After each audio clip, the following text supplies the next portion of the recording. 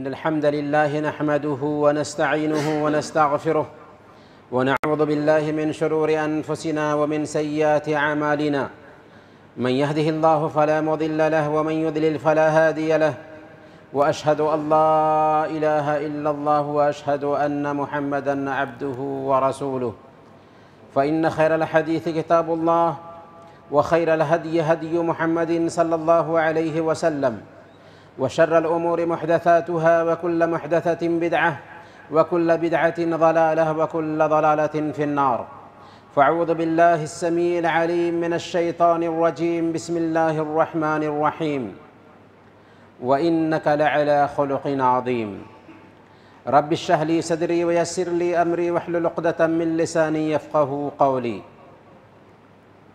حاضرین جمعہ، بزرگوں اور دینی و ملی بھائیوں، اسلام مکمل نظام حیات ہے اور اس نظام حیات میں اخلاق کو بہت زیادہ اہمیت حاصل ہے، یہاں تک کہ اللہ کے نبی صلی اللہ علیہ وسلم نے بیان فرمایا بعثت لأتمم مکارم الاخلاق، مجھے اس لیے بھیجا گیا ہے تاکہ اچھے اخلاق کو مکمل کر دوں۔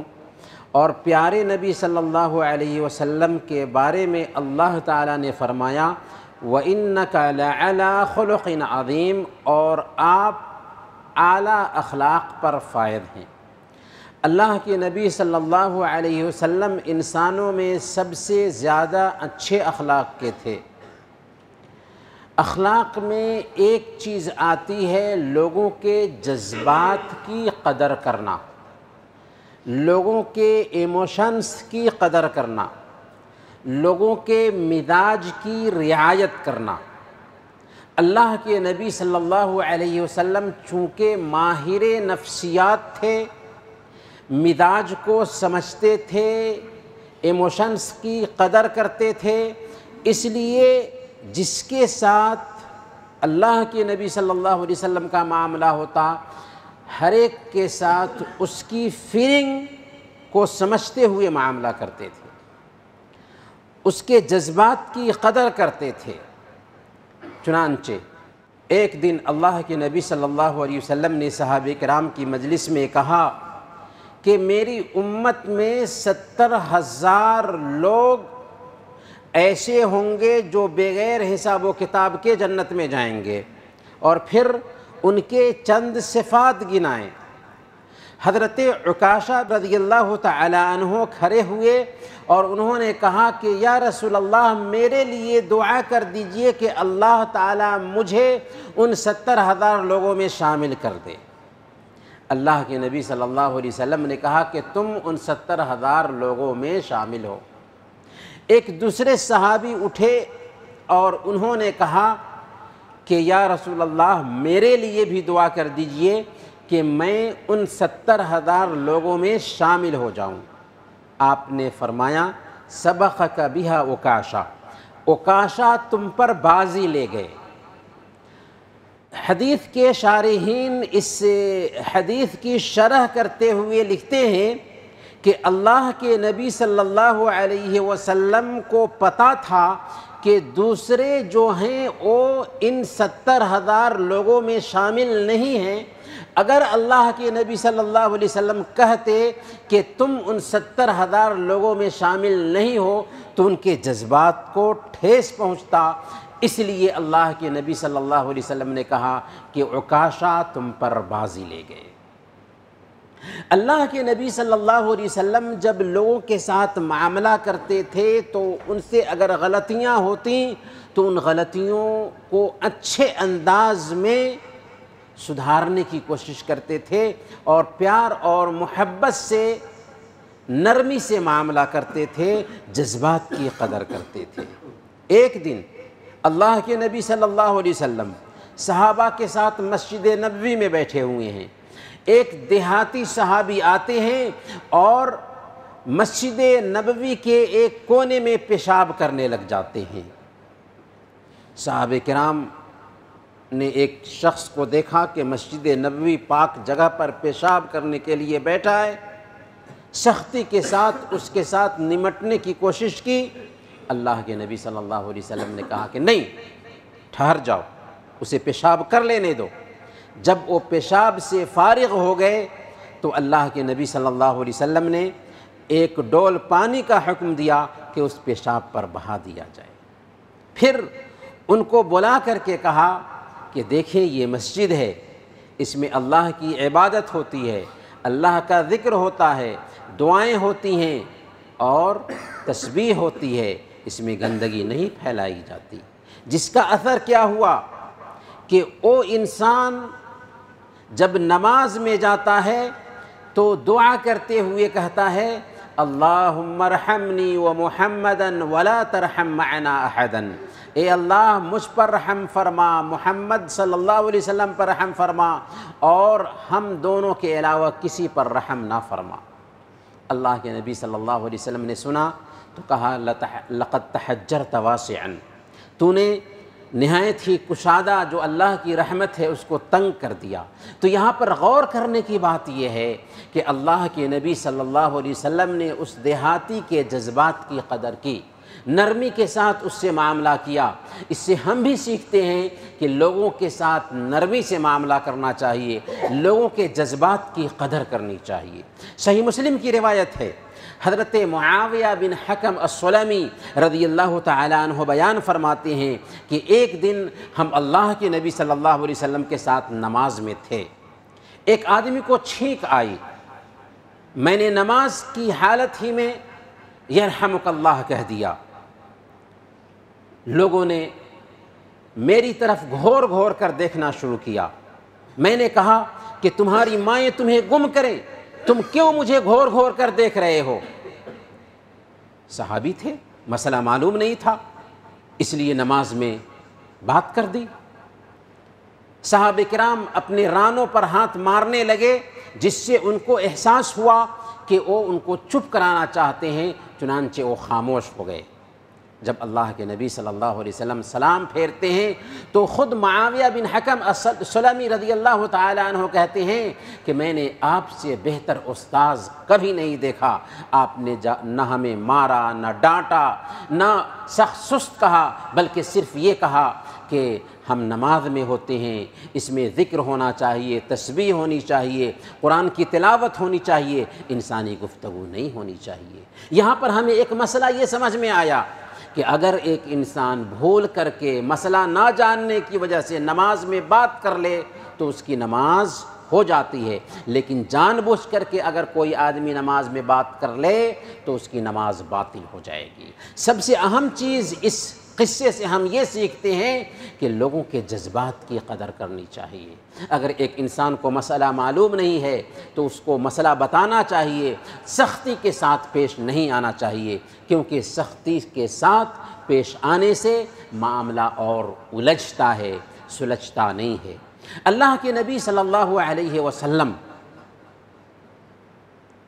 صلح حدیبیہ کے لیے تیار ہیں۔ اللہ کے نبی صلی اللہ علیہ وسلم اصل میں 1400 صحابہ کے ساتھ عمرہ کے ارادہ سے مکہ گئے تھے، لیکن مکہ والوں نے عمرہ کرنے سے روک دیا، اور کچھ شرطوں پر اللہ کے نبی صلی اللہ علیہ وسلم نے ان سے ایگریمنٹ کیا۔ اس میں سے ایک بات یہ تھی کہ آپ اگلے سال آئیے، عمرہ کیجئے، اور 10 سال تک ہمارے اور آپ کے بیچ جنگ بند رہے گی، اور پھر یہ کہ اگر ہم میں کا کوئی آدمی اسلام قبول کر لے تو آپ کو اسے لوٹانا ہوگا، اور آپ میں سے کوئی آدمی اسلام سے پھر جائے تو اسے آپ نہیں لوٹا سکتے۔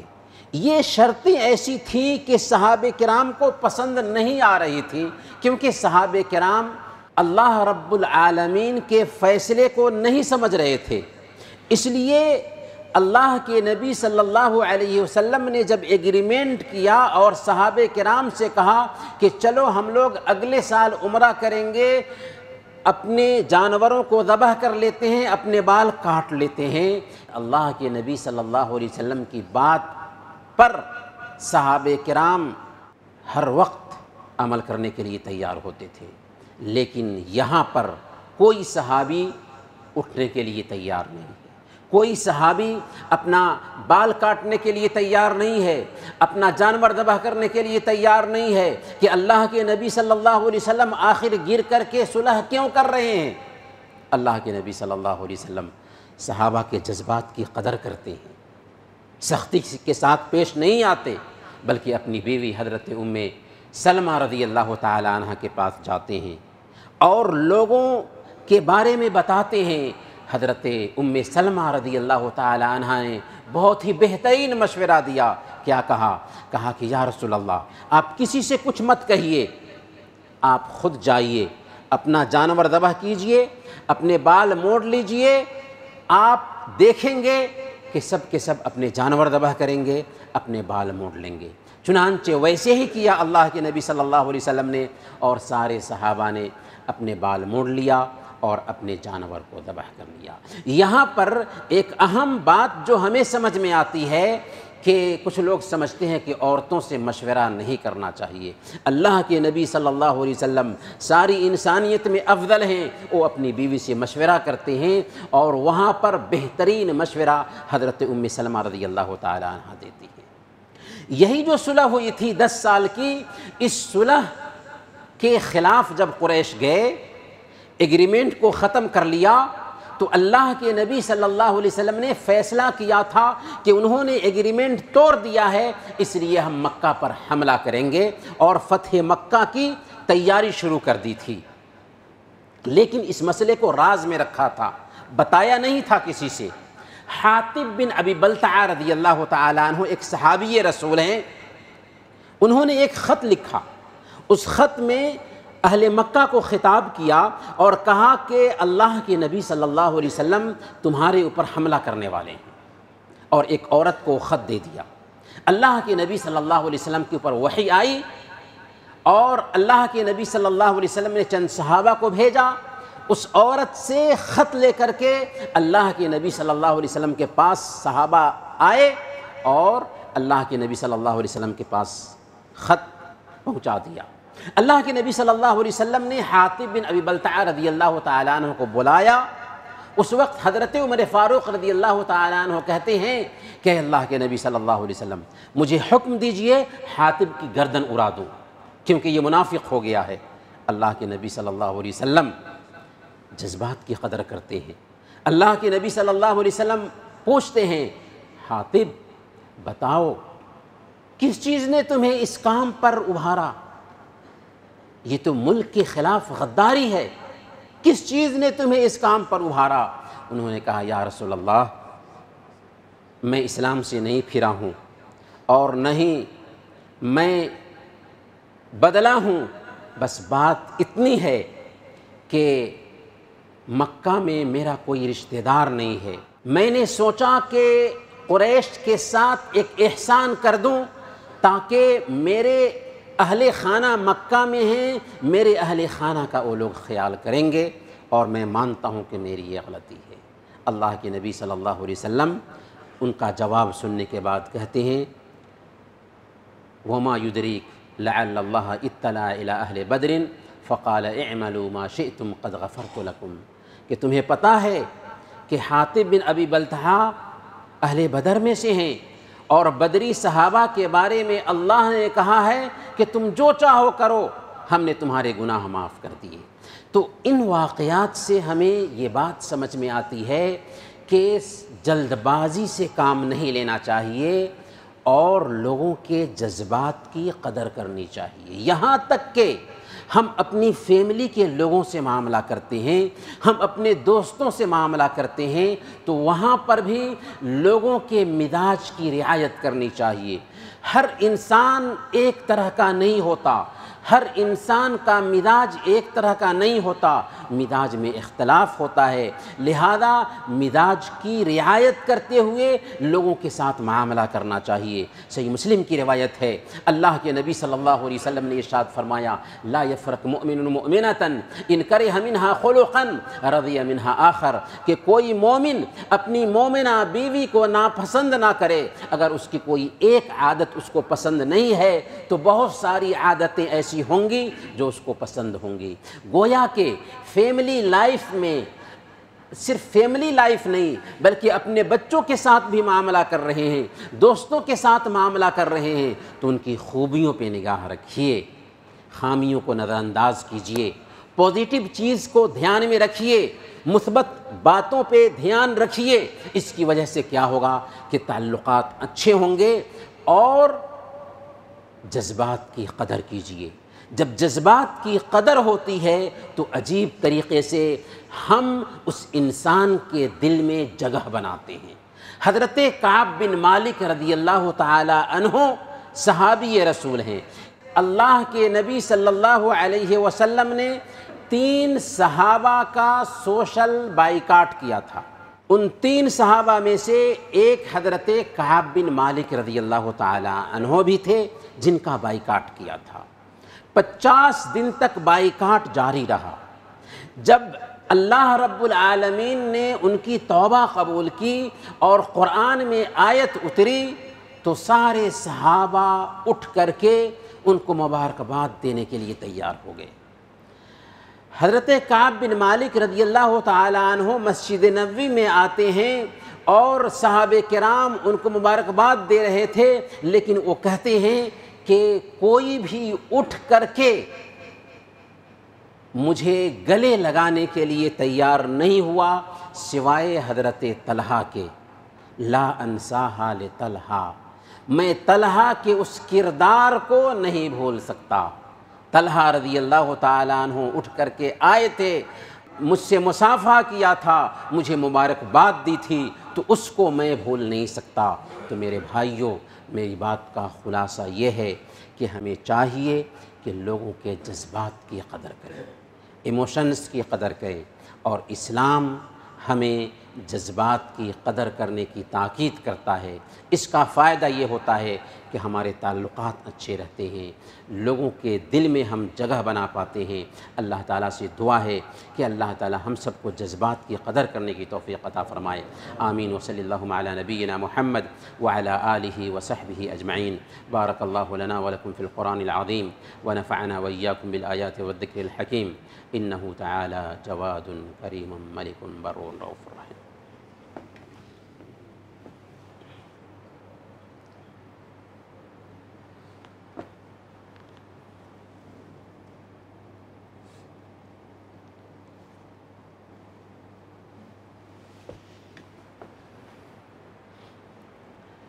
إن الحمد لله نحمده ونستعينه ونستغفره ونعوذ بالله من شرور أنفسنا ومن سيئات أعمالنا، من يهده الله فلا مضل له ومن يضلل فلا هادي له، وأشهد أن لا إله إلا الله وأشهد أن محمدا عبده ورسوله، فإن خير الحديث كتاب الله وخير الهدي هدي محمد صلى الله عليه وسلم، وشر الأمور محدثاتها وكل محدثة بدعة وكل بدعة ضلالة وكل ضلالة في النار.